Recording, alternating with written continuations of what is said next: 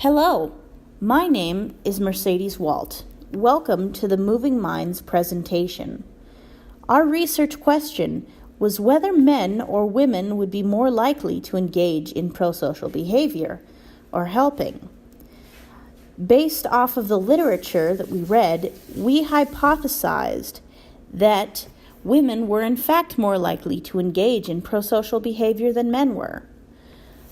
The first literature that we reviewed was The Role of Gender in Helping Behavior, 2 pages with the references excluded. At the end, it was found that people were more likely to believe their own gender would be able to sympathize with them and therefore more likely to help them. The second piece of literature was 15 pages with the references excluded.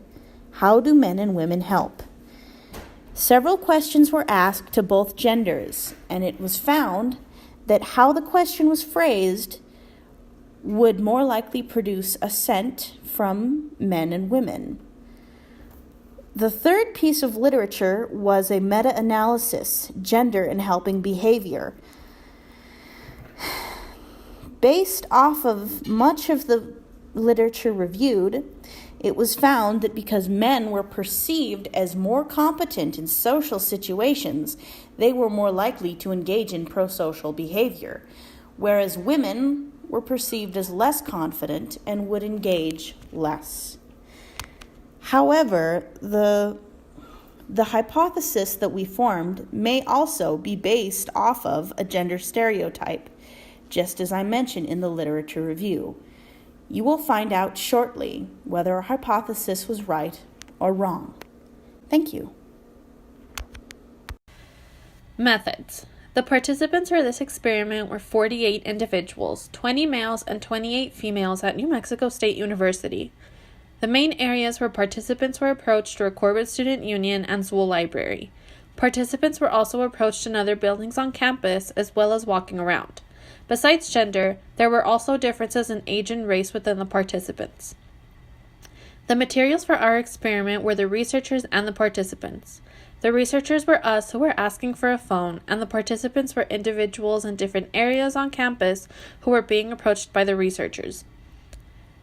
The researchers in our group split up into groups of 3. Each researcher took turns observing and approaching individuals in different areas on campus, asking to borrow a phone.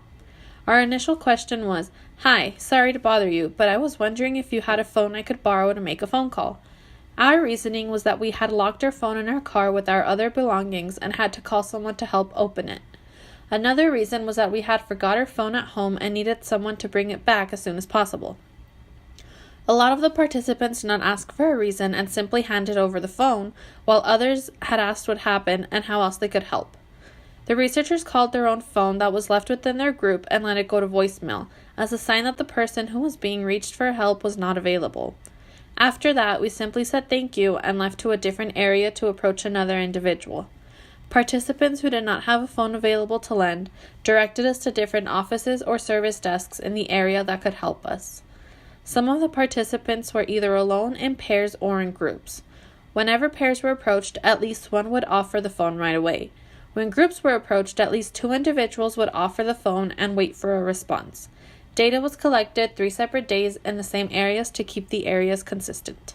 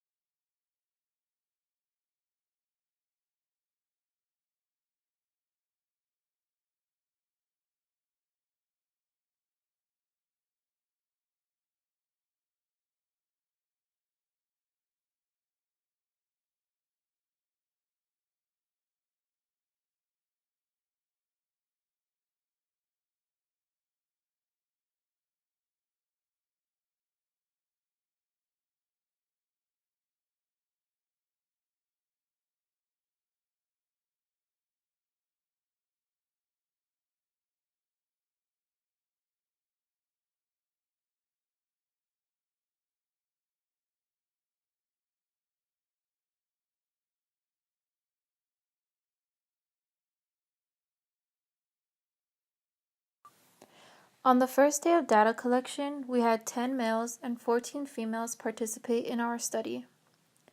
There were 5 males and 12 females that said yes and let us use their phones. Then there were 5 males and 2 females that did not. On the second day of data collection, we again asked 10 males and 14 females if we could use their phones for an emergency. There were 9 males and 12 females that had said yes, and 1 male and 2 females that said no.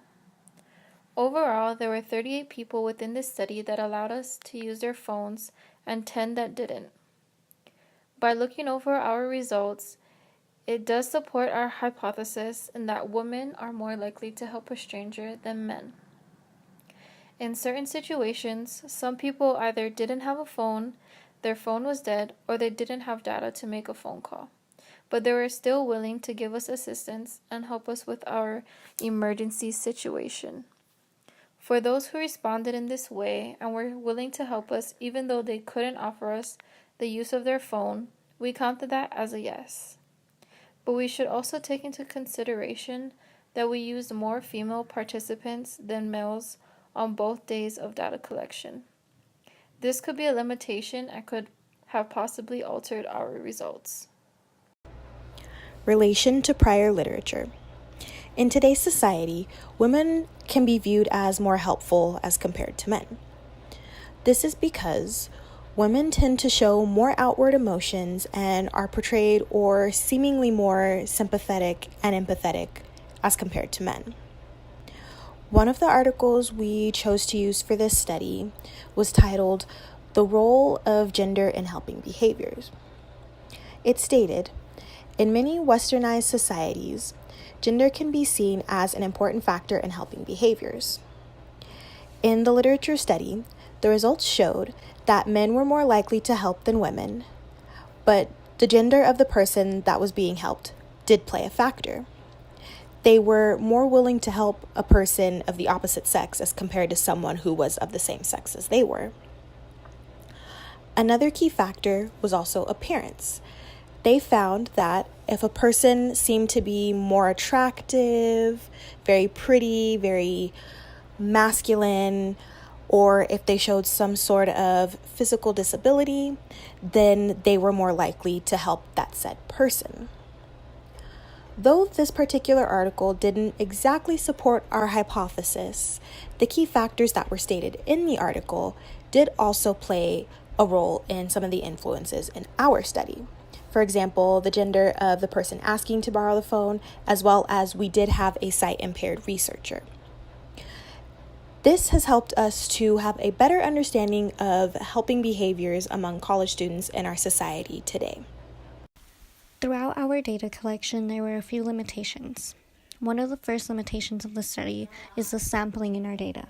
The sampling could have been affected because there was no actual balance within the participants. The participants in the study were very random, and there was also an uneven number of males and females. To fix the first limitation, we could have simply set out to approach an equal number of males and females throughout our data collection. A second limitation in our study was that we asked more female participants for their phones rather than male participants. This seemed like a biased approach to our data collection since our hypothesis stated that females would be more willing to let us borrow their phones.